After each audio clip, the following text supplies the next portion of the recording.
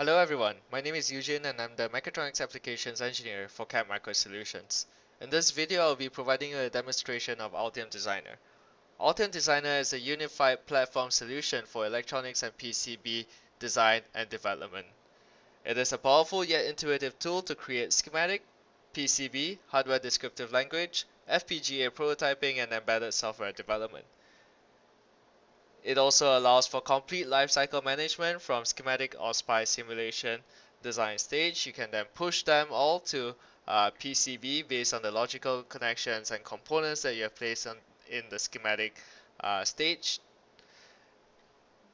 In the PCB layout tool, you can then populate the board and route it using the interactive routing tool or the auto routing tool. You can then generate manufacturing outputs such as Gerber files or ODB++ files or NC drill files. Along the process, you can also embed or export 3D bodies for the components on the PCB or the PCB board itself, or even the enclosures that you want the PCB board to fit into. You can also perform signal integrity analysis based on the routing that you have performed on the PCB board. You can also have a good library development and also management using Altium Designer. Within this tool itself, there's also a CAM editor whereby it will allow you to create, view, and edit Gerber ODB++ files as well as NC drill files within Altium Designer environment itself. So you don't need a separate tool to view all these files. You can simply view these manufacturing output files in Altium Designer itself. So this is how Altium Designer looks like when you open it up. You have the panels on the left, as well as on the right, as well as on the bottom if you want it to have.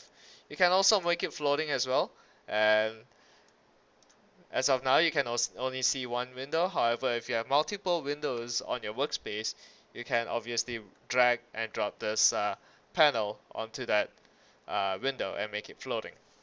Okay, let's put this projects panel at the bottom, and let's say everything is jumbled up and you want to bring up the desktop layout which you're familiar with. Obviously you can save the desktop layout which you're comfortable with, and then you can load it whenever you want. Okay, let's bring up the demo layout which I usually use. As of now, the projects panel is currently empty, and that's evidently because we have not opened up any projects yet. Okay, based on the workspace, we can open up a set or a series or a group of projects by opening up a design workspace. So this is especially relevant when you are dealing with multiple projects at the same time. So all you have to do is just save all the projects under a single design workspace file, and it will then allow you to pool all these individual projects simply by opening up a single design workspace file. Okay, so let's open the design workspace. Within this workspace itself, I have 3 separate projects, as you can see here. Okay, I will open up one other project. Altium Designer is a project-based solution. What I mean by that is it includes the schematics, it includes the PCB document. Okay, it also has the C code or header files that you want to program embedded design or development with. The programming language that Altium Designer supports is quite extensive. It supports VHDL, Verilog, C as well as C++, or C or CH, C++ header files. Okay. So as you can see, Altium Designer is a multi-platform tool. So it supports, if you take a look at the toolbars here, these are the toolbars that you use for when the active document is a programming environment. These are what the toolbars look like when you're in the PCB document environment. These are how the toolbars look like when you're in the schematic document environment. Although it supports multi-platforms, it is all under a single executable file. So if you take a look at the task manager, there's only one single dxp.exe which is related to Altium. So everything is executed by this dxp.exe file. So because of that, it allows for smooth links between the schematic, the PCB, the programming environment, as well as FPGA environment if you have such a document involved in your project. Okay, so you don't need like a separate tool, or you don't need like a separate software to deal with one for PCB or one for schematic. You can do everything under a single unified solution. Okay. Altium Designer also supports hierarchical structure. For example, all these green symbols represent sheets, whereby you can open it up simply by right-clicking, go to symbol, sheet symbol actions, and open it up. So it will then open up that specific sheet symbol document. Okay. If you hover over any of the documents on the projects panel, it'll give you a preview whereby you can then open it up as well. So if you are to open this, if you are to hover over this document, it'll give you a preview, and you can then click on it to open it up. You can also have a sheet preview at the bottom here as well, whereby you can use the red marker to move around. Okay. Altium Designer is also a fully Windows based solution. What I mean by that is you can use the already known keyboard shortcuts such as Ctrl C for copy, Ctrl V for paste, Ctrl X for cut, Ctrl Z for undo, and so on and so forth that you're already familiar in the Windows environment. So let's just try to do that now. Let's do a Ctrl C for copy and Ctrl V for paste. You'll then copy and paste that U6 component. If you take a look at if you take a closer look at the schematic, you see there's a red dotted line at the bottom of these two components, and that's because there's a duplicate U6 that is created here. You can obviously reset the duplicate schematic designators by using this command, or simply double clicking and changing it to something more unique like 1000. So once you do that, the red dotted line will then be removed right away. Okay, let's delete this component because we don't need it for now. Alright. There are multiple ways to execute a command. One way, which is fairly intuitive, is using this toolbars command right here. So if you have to place a wire, we can go to place, wire, and we can then place the wire. Okay, so that's one way. A second way is based on the underline. If you take a look at the toolbars here, the strings or the text here, usually the first text, the first letter of the string is underlined. For example, this place has an underline P. It basically means that if you would like to access this place menu, all you gotta do is hit the P key on the keyboard and W for wire. So a double tap on your keyboard, PW, would then execute the place wire command, whereby you can then go ahead and place the wire command. The third way to execute a command is using keyboard shortcuts that you can customize. So in here, you can customize a various number of commands. So if you like to customize the place wire command, all we gotta do is go place categories and command wire command. We can then insert the shortcut that we want, such as this, and click on OK if you want to do that. It'll also give you a warning if you are currently using this keyboard shortcut. It'll also give you a warning.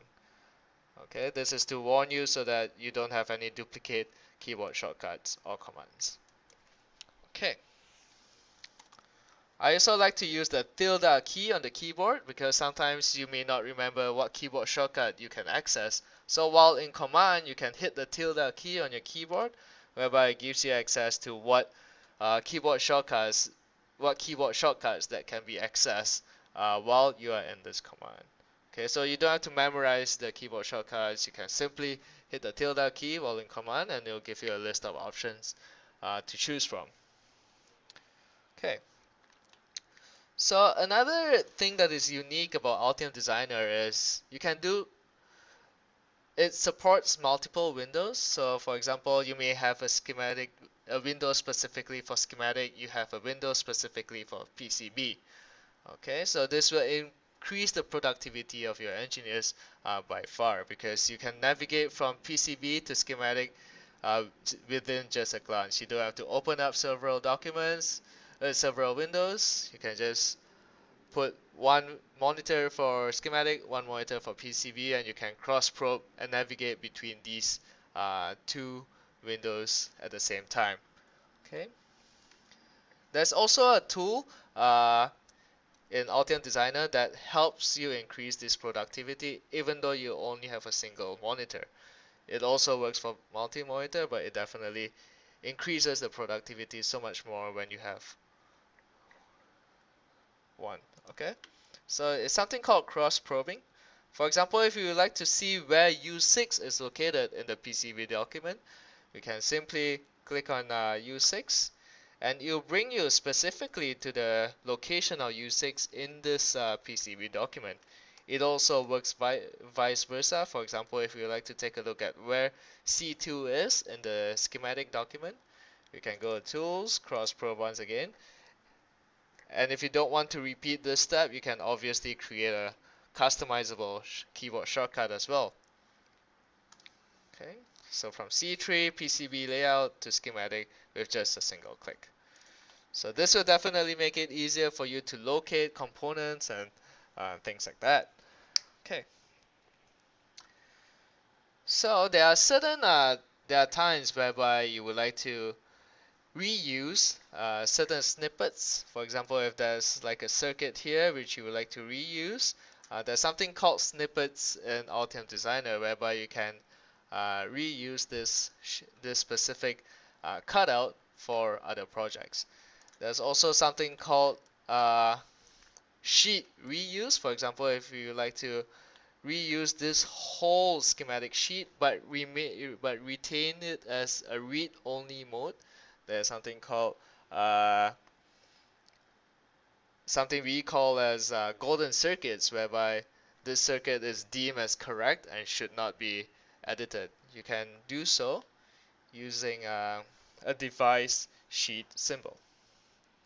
So let's just say we would like to use this power sheet in another project. Okay, we can copy this sheet into a directory called Golden Schematics, paste it here, go to the other project, let's just say a mixer schematic, which is in a separate project altogether.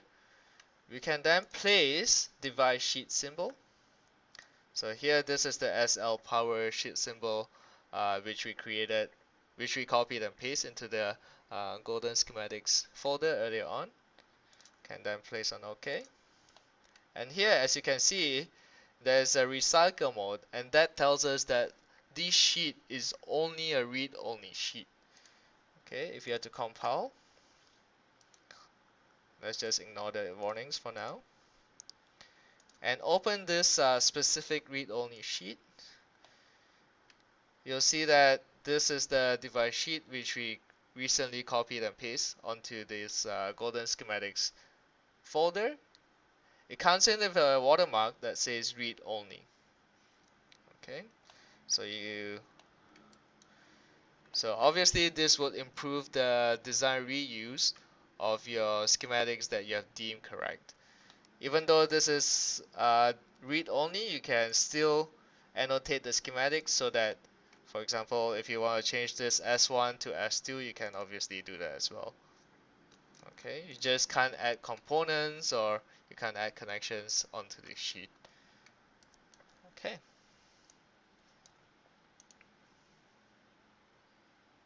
Okay, let me just close this project and delete the sheet symbol for now. Okay.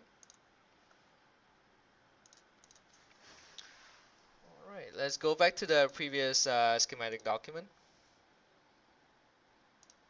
This one right here. If we would like to use this part of the circuit of the schematic in other projects, we can obviously do Control X, Control V if you want to reuse this circuit. Or there's something called um, snippets as well. So let's just bring up the snippets dialog. Okay, we can drag and drop it. No, we can right click and create snippets from objects. We can put them into this snippets example folder. We can also add a comment, say snippet created on August 19th. Click on OK when you're done. And you see a snippet has been created. It's something like a clipboard, which you're already familiar with in the Windows environment. So if you are to open up a schematic from other projects, let's just open this headphones, which is under the Mixer project. You can still have access to the snippets dialog which you created earlier. So a simple drag, a simple right click, place snippet would allow you to place that specific snippet onto this sheet, even though it's from a different project. Okay, you can then annotate the schematic so that this U4 can be changed to something else according to your component placements on the schematic. Okay. To avoid clutter, let's just close all the documents for now. Save none. Okay.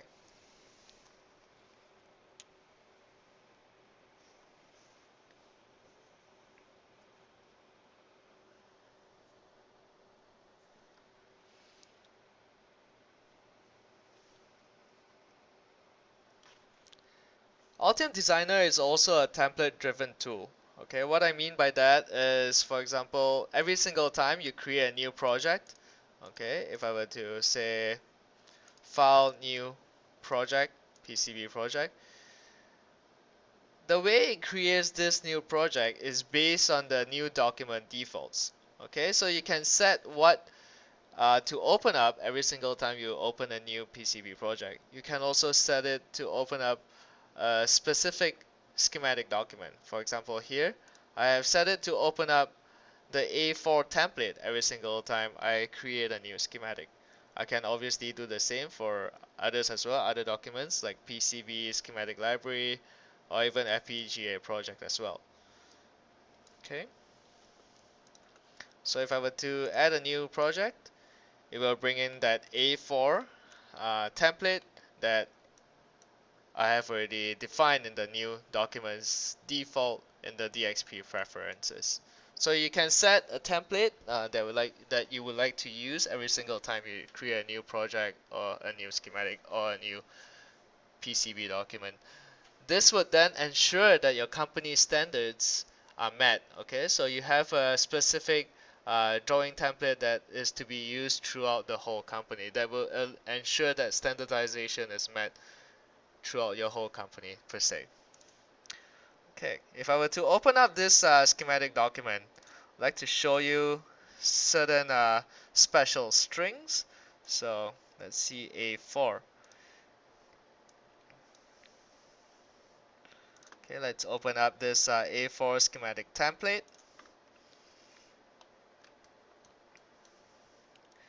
If you have to double click on here, you see that this is a special string. It refers to equals current date. So it will always give you a live data of the current date onto here.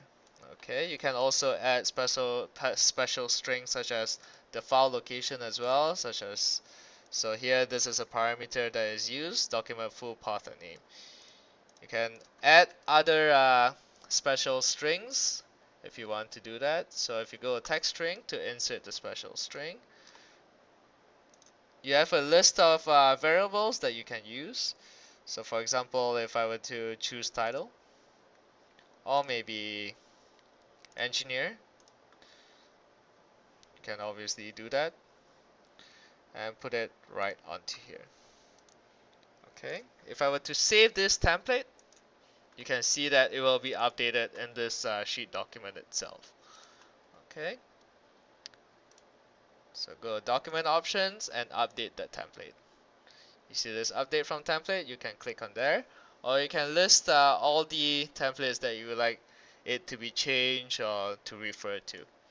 Okay, for example, you can change to an E3 portrait template, or A4 or B or C or D, or even a ladder template. Okay.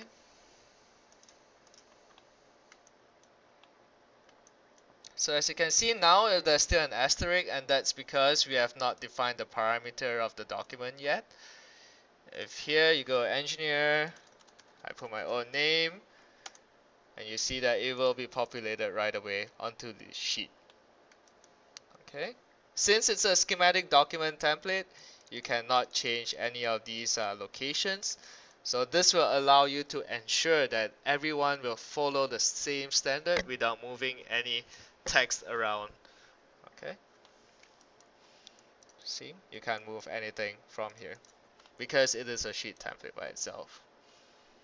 If you like to move or do anything, you would have to go into the base root of the schematic dot to change the template.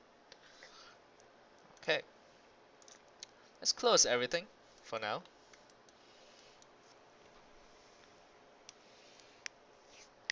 You can obviously also add your own logo as well if that's what you want to do. Okay.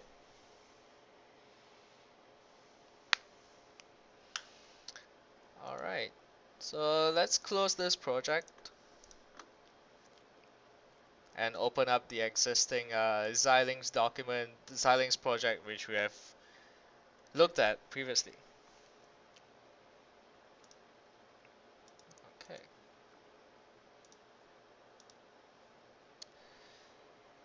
If say we would like to create documentations such as bill of materials, Gerber files, schematic prints, assembly drawings, so on and so forth, how do we do that in Altium Designer?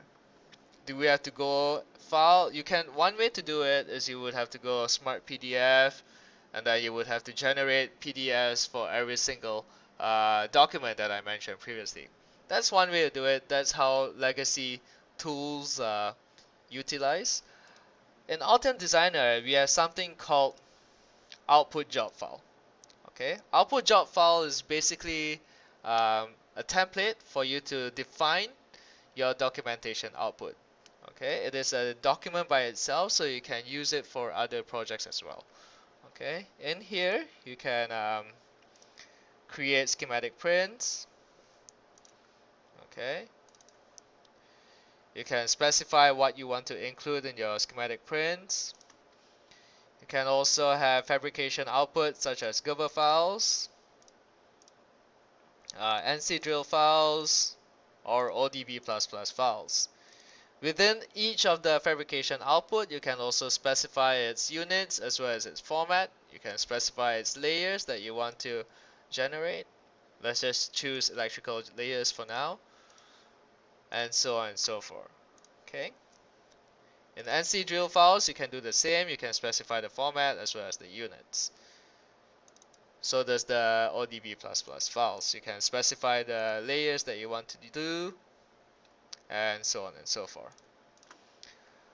For report outputs, you can generate a bill of material as well. So if I were to double click on bill of materials, I can define the template that I would like this bill of material to be populated into. So I can obviously define this template if I want to do that. So let's open up this template document to see what is it like. Okay, if I were to open up this bill of material default template document in here, you see that it's a conventional Excel file which has a table, has fields, and you can obviously put your own company logo here as well if you want. Okay, so field equals data source file name. This is a parameter by itself. It means that the data will be, this parameter will be filled onto this cell, and this will be filled into the column. Okay, there are certain parameters which you can use, and that is that you can view in the Altium live.altium.com website. Okay, to see what kind of column or fields parameters that you can utilize to create your custom bill of materials. So you can customize those bill of materials according to what you want, uh, and that is further described in the live.altium.com website.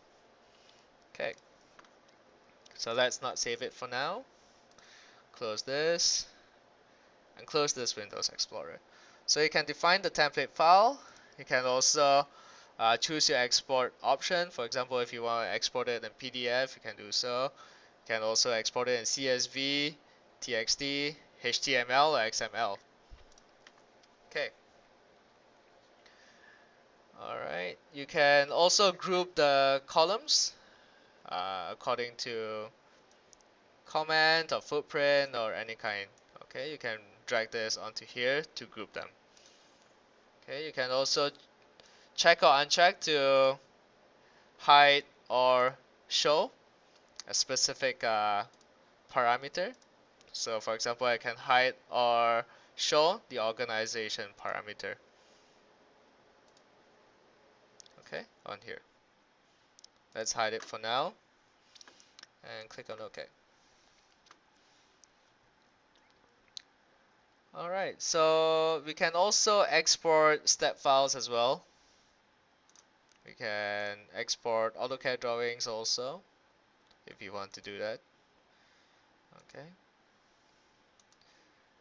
Alright, we can also export netlist, and as you can see, there's a list of netlists that we can export to, all the way from PCAD, pads, Protel, so on and so forth. Okay. While we are in the pads, PCAD topic, I would like to also mention that Altium Designer does support importing of legacy files, all the way from Protel to Allegro to Eagle to DX Designer to pads, OrCAD, PCAD,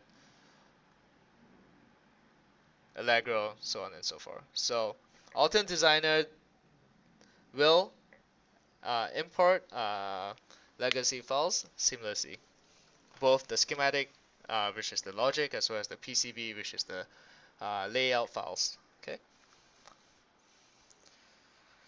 So once we have defined all the output settings, we can then generate it. For example, the schematic print and the bill of material, we would like to generate a PDF. We can point them to the PDF. We can also change the path whereby we would like to keep this PDF into. So let's keep it in my Dropbox.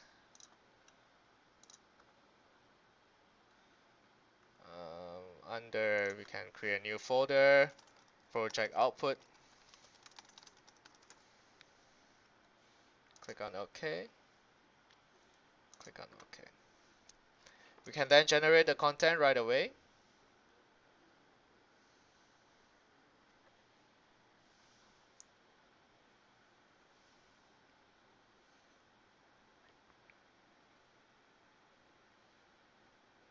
Okay, it will also generate the schematic prints as well as the bill of materials, and it will then populate it on the PDF document, and it will open that up right away.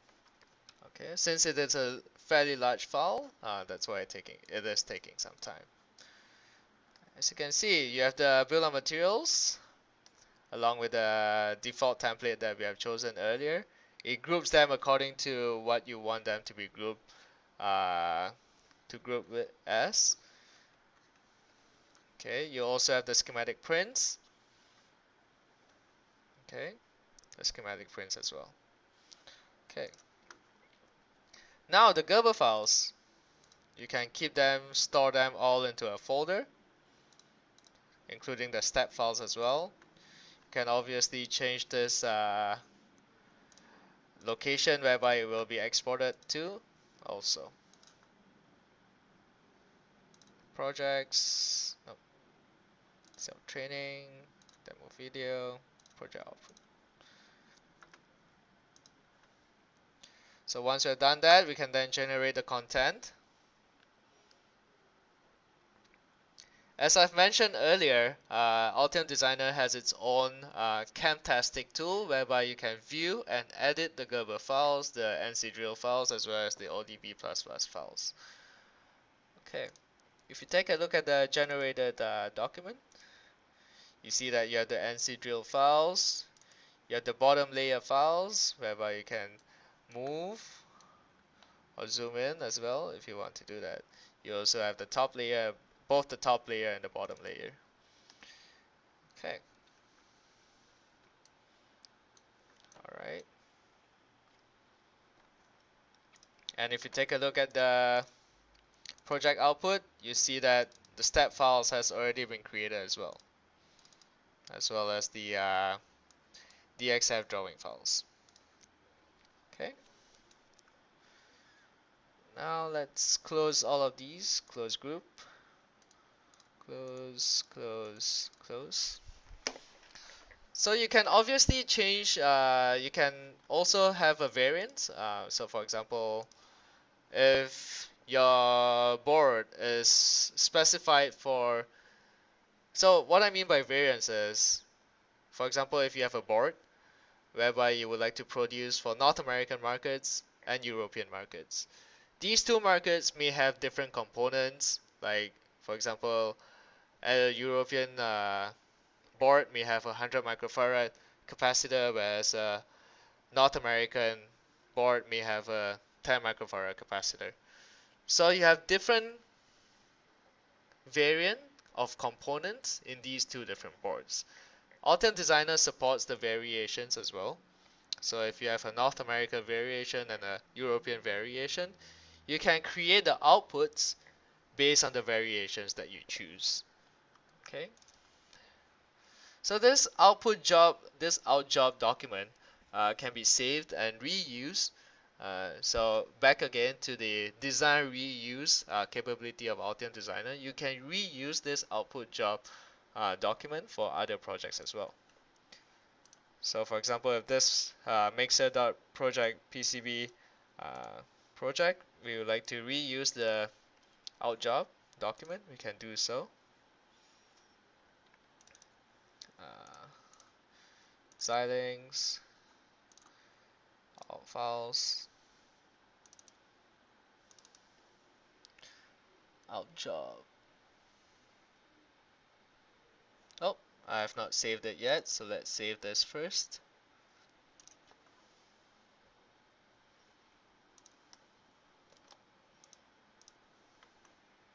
And put them into this project. Job 1, click on open. And if you go to settings, output job files. Let's go to job 1. You see that all of this has been populated right away. So you can obviously generate that content from here. You can change the container so that you have a different container for different projects.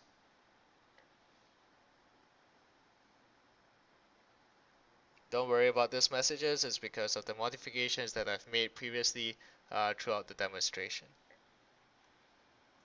Okay, once again, it will generate the bill of material based on the project itself. Okay. So as you can see here, this is for the mixer.project PCB project. The schematic prints are also different. It's corresponding to the project that is currently active, or currently this output job is placed into. You can also do the same for the Gerber files, but I wouldn't do that because I would like to move on to the next chapter. Okay. You can also do version control in Altium Designer. So in version control, it supports both CVS as well as SVN or subversion version control. You can use the built-in subversion or you can use external subversion if you're currently using one. You can also set your own design repository as well. Okay. So for example, if this mixer.project PCB, I would like to commit it to the version control. I can commit the whole project. I can define what schematic documents or what documents that I would like to include into the project. Click on OK. If I take a look at the storage manager, I can view the history of the versions that I've made, as well as the comments. So you see there's a first commit of project, so on and so forth. Okay. These comments are all specific to a document or specific to a project. Even then, you can also revert to or simply just open that revision itself. Okay. You can also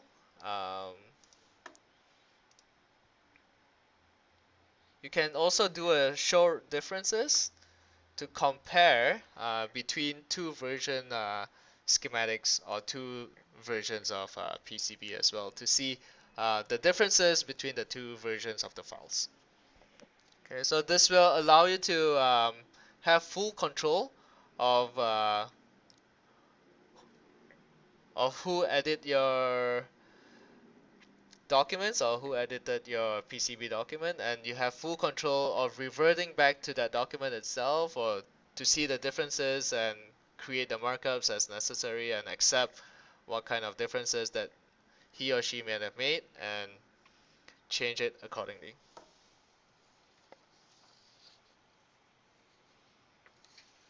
Okay, there's also something called PCB Collaboration. So if you have a large file that, oh, let me just bring it up.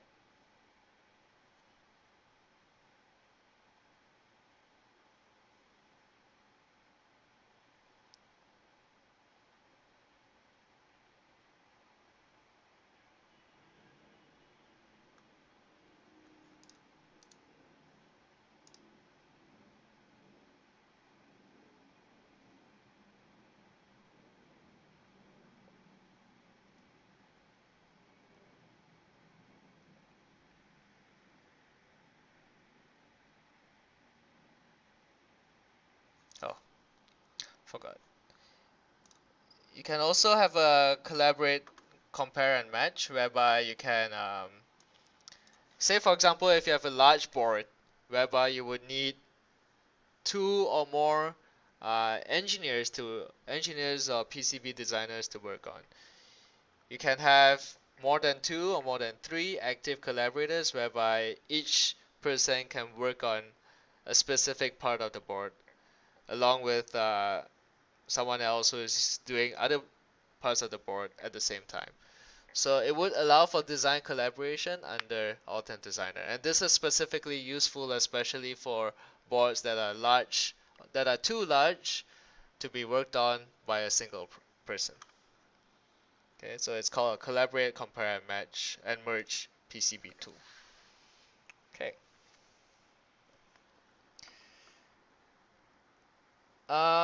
The libraries in Altium Designer, there are two types of libraries. One is called the local library, whereby you have access to. So the standard libraries that are provided by Altium Designer is fairly extensive. So you have things from miscellaneous devices to FPGA and miscellaneous connectors as well. Okay, in order to use it, all you gotta do is simply drag and drop, and you can then use it. Okay, it also has a specific footprint as well. So once you drag and drop and you perform the update PCB document, this footprints will then be added into the PCB document. Let's see how that happens. So we added three new components. So go to Design, Update PCB Document.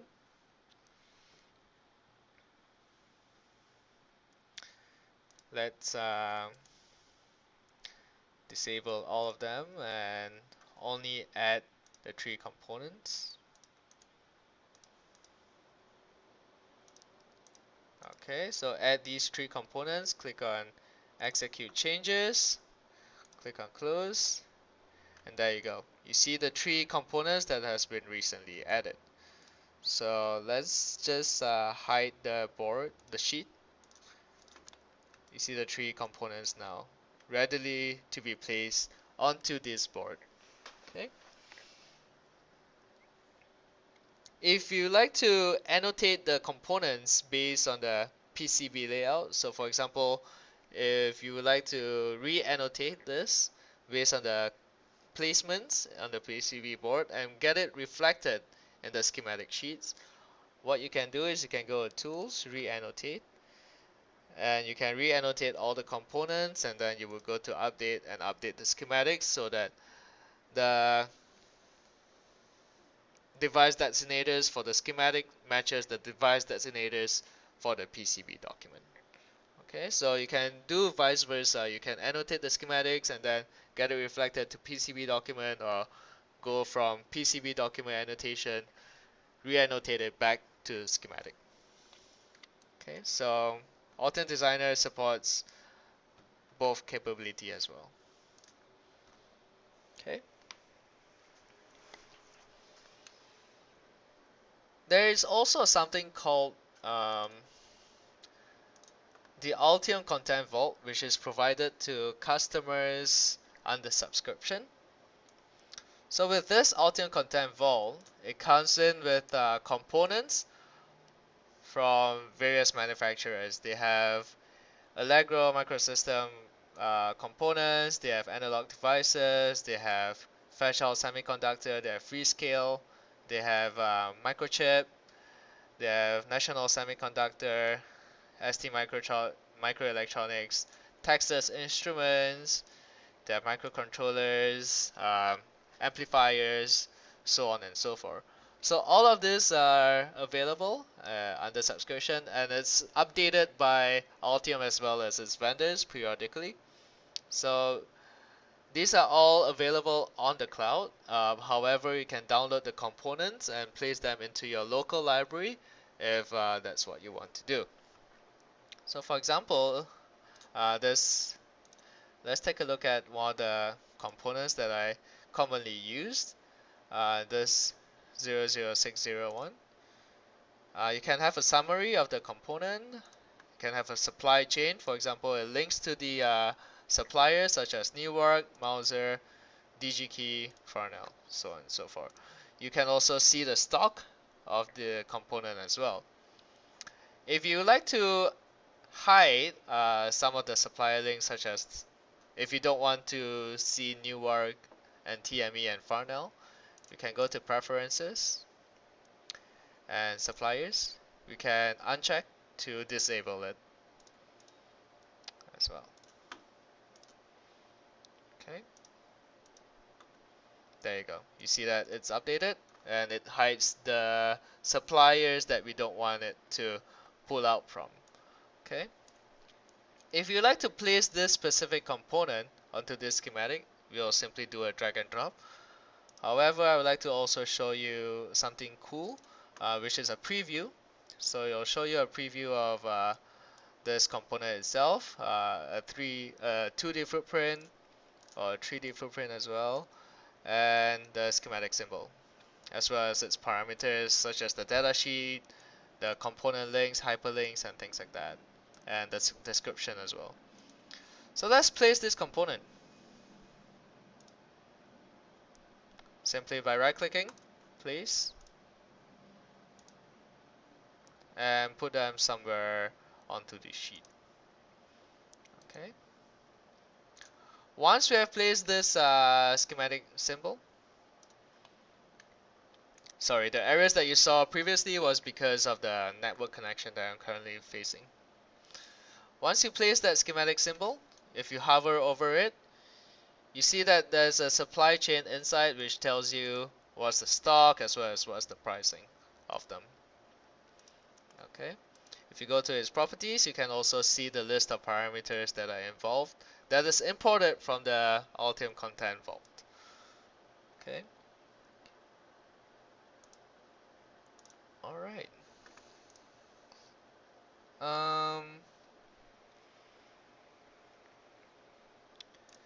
If you like to take a look at the datasheet, all we gotta do is right click, go to references, and click on the datasheet. It'll then bring up the datasheet that is available online. Okay, so this by doing this, you don't have to manually go into Google and Google search it and so on and so forth. All you gotta do is just simply right click, go to references and datasheet, and you'll bring up that specific datasheet that is of interest. Okay.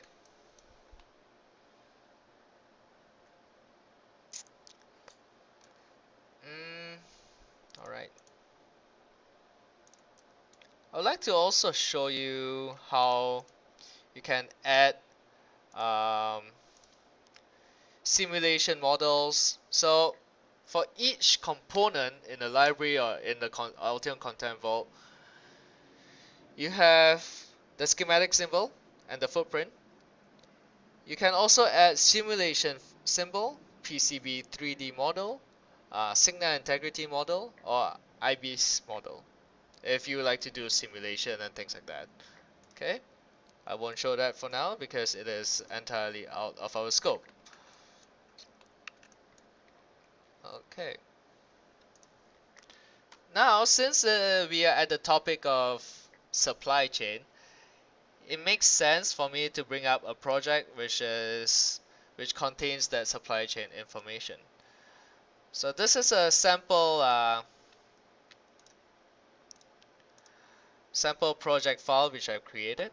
Let's open up what it looks like.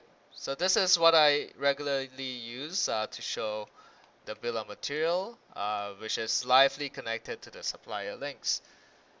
So if you take a look at the output, the bill of material. So previously I showed you how you can create a bill of material using output job, right? You can create it using this bill of material. You can also create it based on an online bill of material, which constantly fetches data uh, from the vendors, such as DigiKey, Mouser, Newark, Farnell.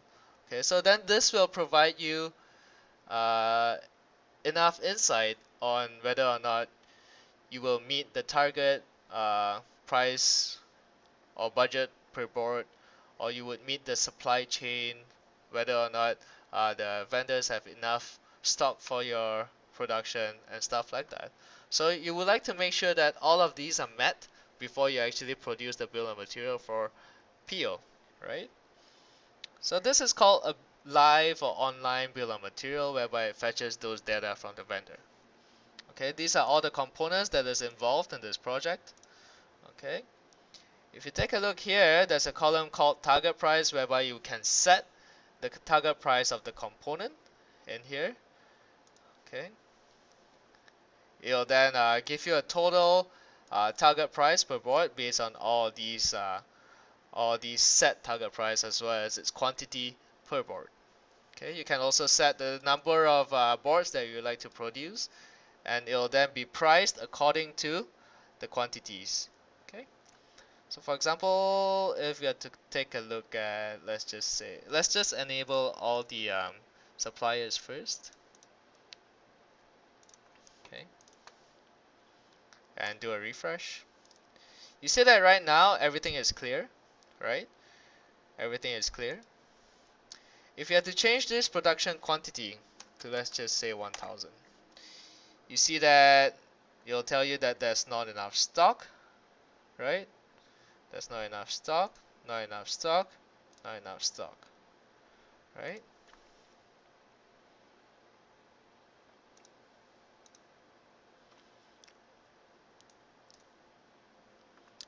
Okay. If you have to clear the rank and let it set accordingly, so set ranks accordingly, oh, it still tells you that there's only 900.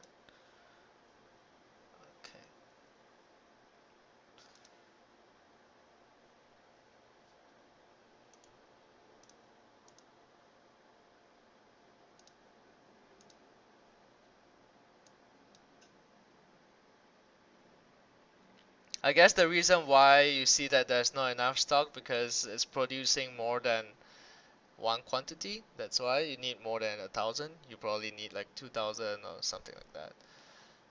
So let's just change this to 500 to see how it goes.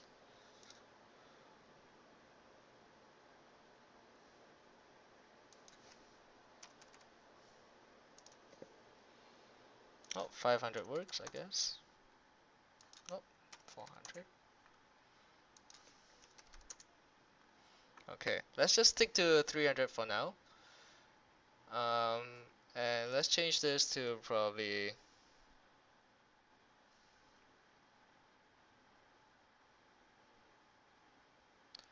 Okay. All right. I'm sorry about that. Let's set this target price to probably something higher, like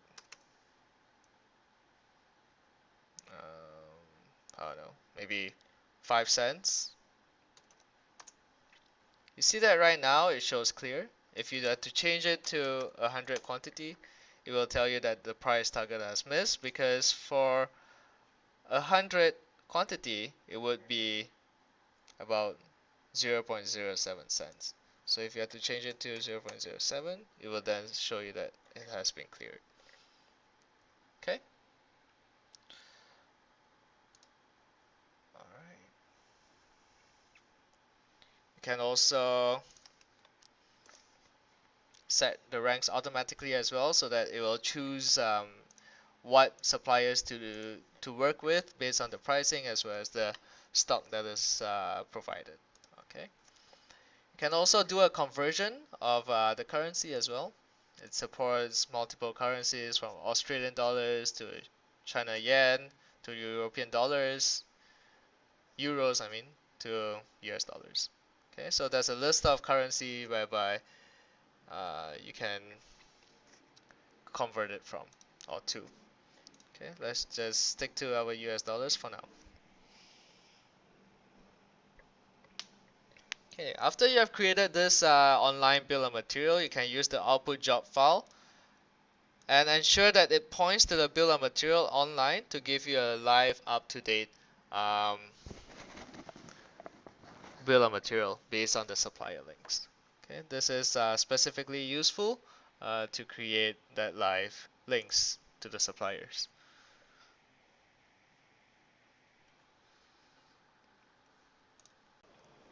In Altium Designer, this tool supports a multi-channel design of schematic as well as PCB. So I will bring up this mixer project for you to see how multi-channel design can be supported. Okay, so if you take a look at this hierarchical schematic structure, you see all these sheet symbols, and you also see two output channel, and the rest are all the simple schematic sheets. Okay, so there are two output channels. We would like to also make this input channel schematic here to have 8 input channels. Okay, so we would like to also include that 8 input channels into this area right here. Okay, so we can do that by initially creating sheet symbol from sheets. So since we already have the input channel sheet or schematic document, we will select it, click on OK. You'll bring in all the necessary ports as well related to the sheet. Okay, so these sheet ports can then be connected to the net that is related to it. So we'll connect the effects monitor and headphones to the specific net. Okay, we can also resize the sheet symbol as well if you want to do that. So you have the left port connected to MB1 and auxiliary schematic. We would also like to connect this to the left and the input channel schematic. Both MB1 and MB2 are then connected to a bus called MB. Okay, so we can place the bus entry, simply PU to place bus band entry. Okay, PW to place a wire, as such. We can then place the net label of MB1 and MB2 correspondingly. One for left and one for right. Okay, so now we are done. We would like to repeat this. We would like to create multi-channel, multi-input channel of this specific sheet symbol. The way we can do that is by simply inserting a repeat string into its designator.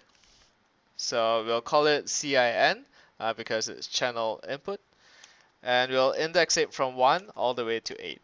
So this would then create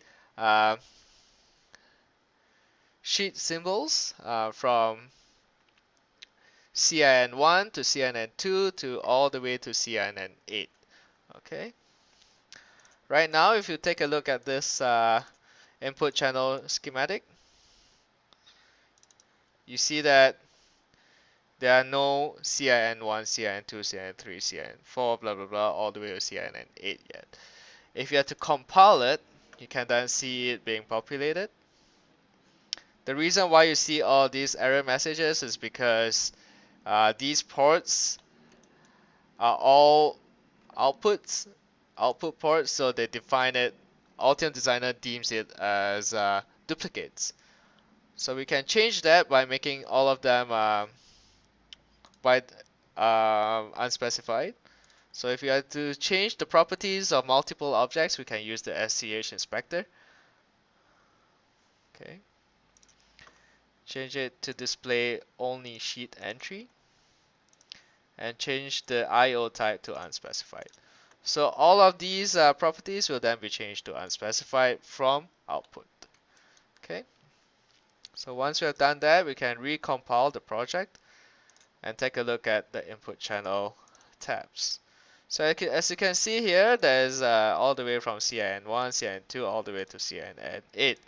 So that shows that the sheet symbol or the sheet has been inserted as a multi-channel symbol. Okay. The headphone that comes in will be headphone 1, headphone 2, headphone 3, all the way to headphone 8, and they'll all be bussed under a bus name called headphones. Okay.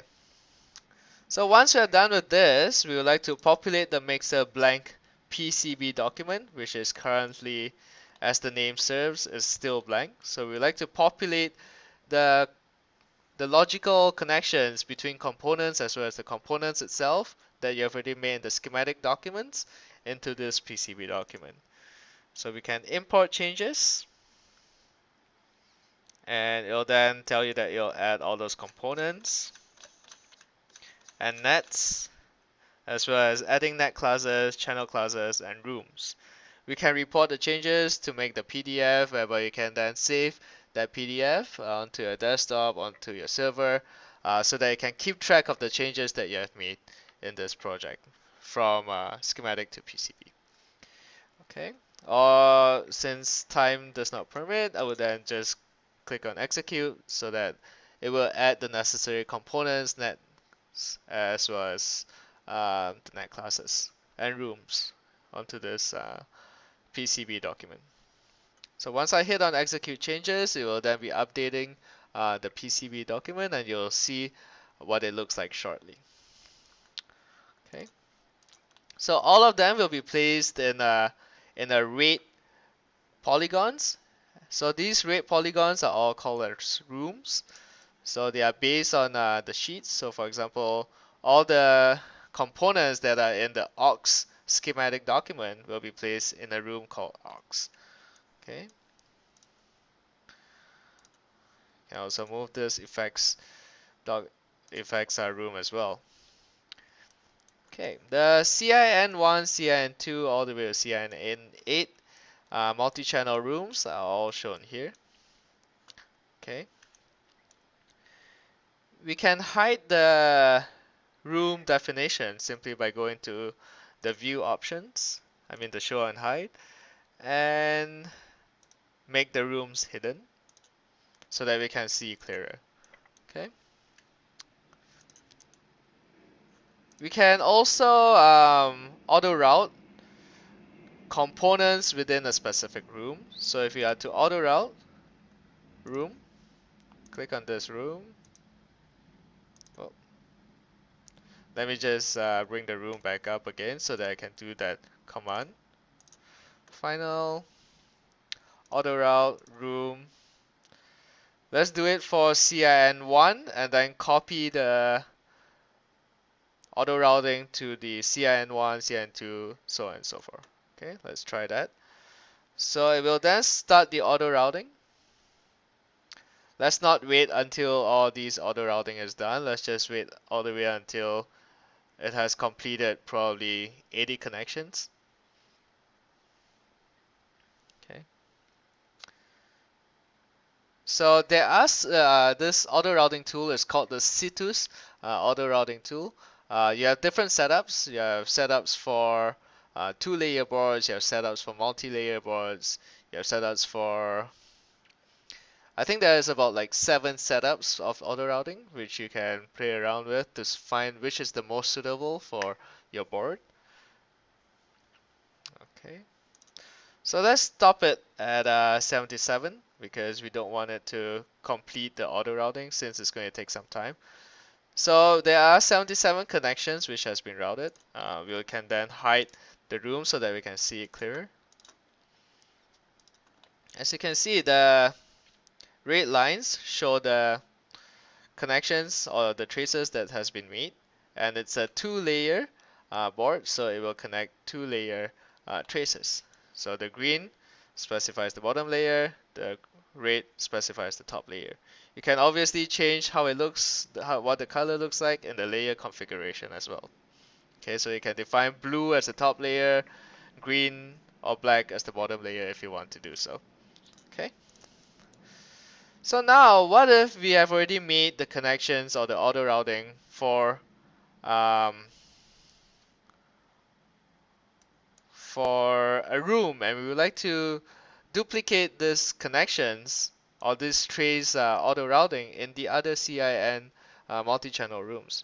We can do so by something called um, copy room format. So we can choose a source room whereby this format would like to copy from, and the destination room. Okay, so we'll choose the CIN1 room and we'll paste it onto CIN2. It'll then tell you that you can also paste it on CIN3, 4, 5, 6, 7, 8 because they are all from the same channel class. Okay. You can also copy the component placement, the designator, command formatting, so on and so forth. Okay, we'll choose the default for now so that we can um, see what it is made of. Can do so for 3 as well.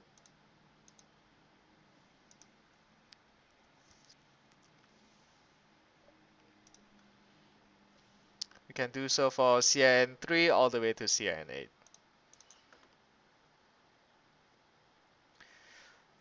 There you go. So it will then create the copy room format of the traces as well as the component placement to all the channels specified by the CIN channel. Okay, so this will save a lot of time, especially when you have already routed properly um, between the components. For a channel, you can simply just copy and paste that auto routing as well as the component placement to the other rooms. This will definitely save tremendous amount of time. Okay.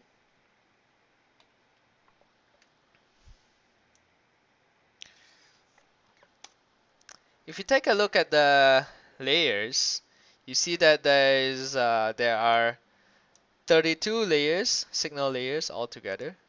There are also 32 mechanical layers altogether for you to use. There's also mask layers, silk screen layers, and other layers such as drill guide, drill drawing, and keep out layer. There are also colors for design rule check, via holes, and things like that. Okay. All right. So one big thing about Altium Designer is the online design rule check. So for example, if I were to bring a component onto this area here, you see that there'll be a um, green warning.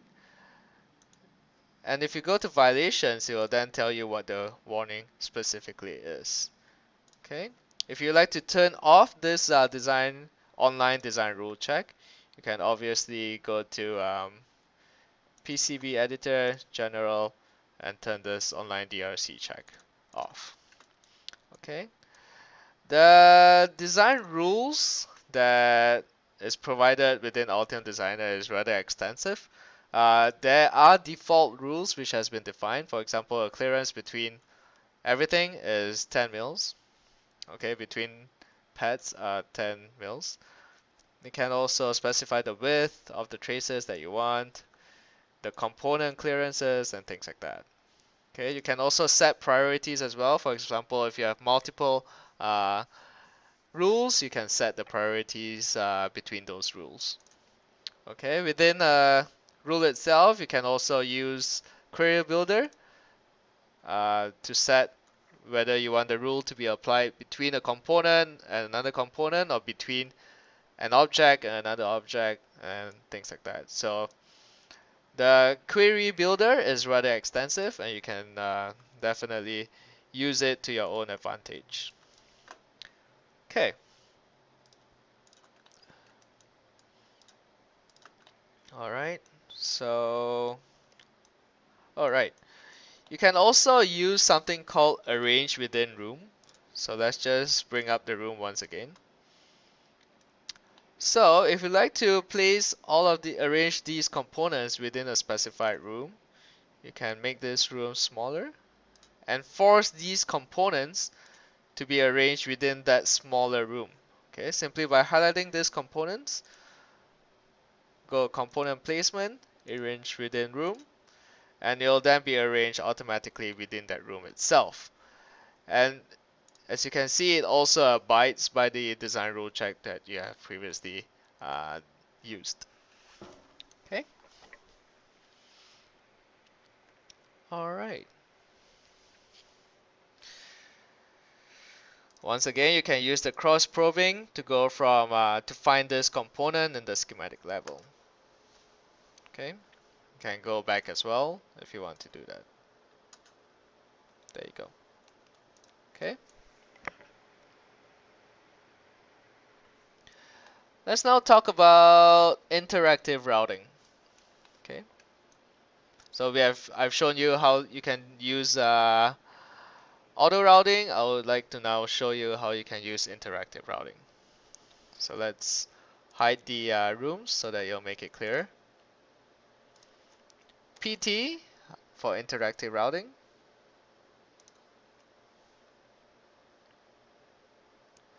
Place the first component here.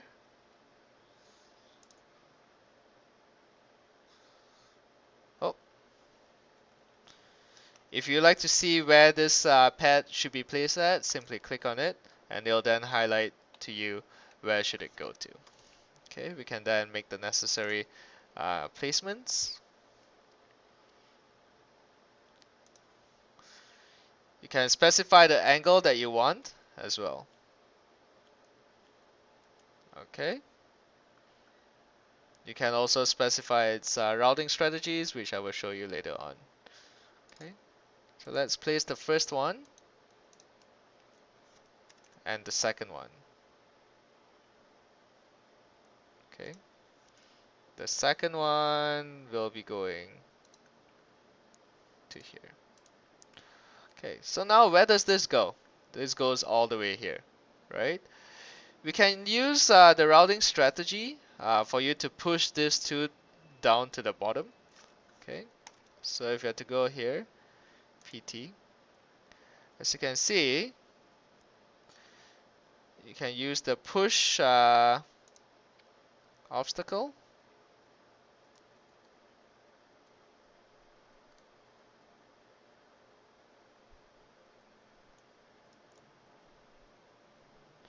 So that it can push everything down at the bottom. And this pushing is done also with regards to the design rule check that you have, the design rules that you have set up. Okay, so it meets the design rules that you have set up. There's no constraints whatsoever. There's no discrepancies between the design rules and what you're doing here. Okay, you can keep pushing if you want to do that. Okay, let's stop the pushing for now and go back to here. Okay, let's just say, for example, there are some pads, some connection between pads which you would like to auto route. If a simple control, hold the control key and click, would auto route it right away. Okay.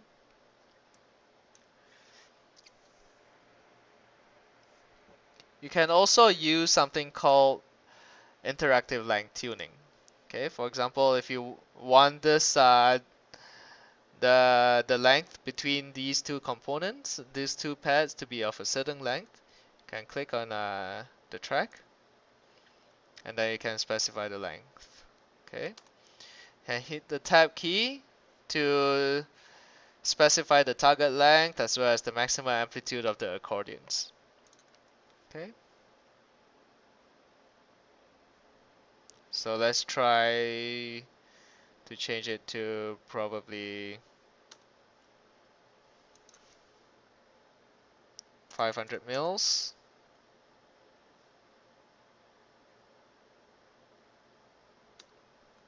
Maybe 1,700 mils.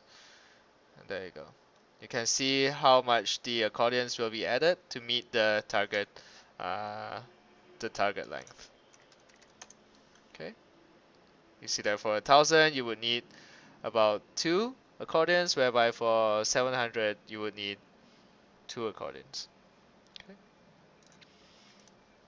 So this is specifically useful, especially if you want to do impedance routing and things like that. Okay. All right. Oh, within design rules itself as well, you can set it to use the impedance driven width. You can set the minimum impedance, the preferred impedance, or maximum impedance if impedance routing is something you prefer instead of the regular width calculation, um, mil calculation of the width, of the track width. Okay. Let's now talk about 3D bodies of the PCB layout. Okay, I'm going to bring up my own project to show you how it looks like. So this is a PCB board which I designed. As you can see, it has been routed properly, and all the components have been set to have its own 3D body. Okay, so all of these are proper 3D bodies. As you can see, there is elevation as well as the proper pins. Okay, not only that, you can also move it as well. And as soon as you move it, it will check it based on the design rule check to make sure that the component clearances in the 3D space will be met. Okay. Once again, you can go to design rules, component clearance to set the minimum vertical clearance as well as the horizontal clearance. Okay.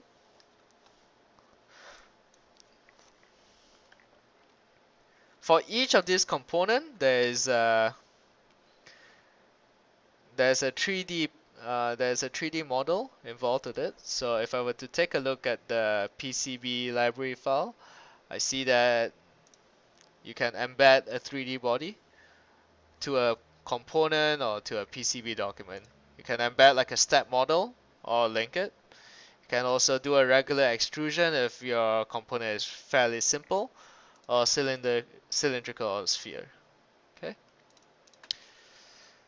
All right. You can also use the 3D bodies to change the opacity from solid to 25%, 50%, or 75% opacity, or just hide it completely as well if you want to hide some 3D bodies from the board. Okay. So I guess that's all that I have to show for Altium Designer. I'm just giving you a brief demonstration of what it actually does. There's a greater extent to what it can possibly do.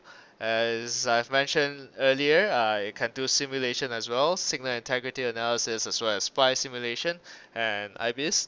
It can also do reverse engineering of legacy Gerber files. So, for example, if you have a design whereby you only have Gerber files, you can reverse engineer them into a PCB document. So um, you can obviously learn more about this from live.altium.com or contact any of the Altium support team. Thank you very much, and thank you for watching this video.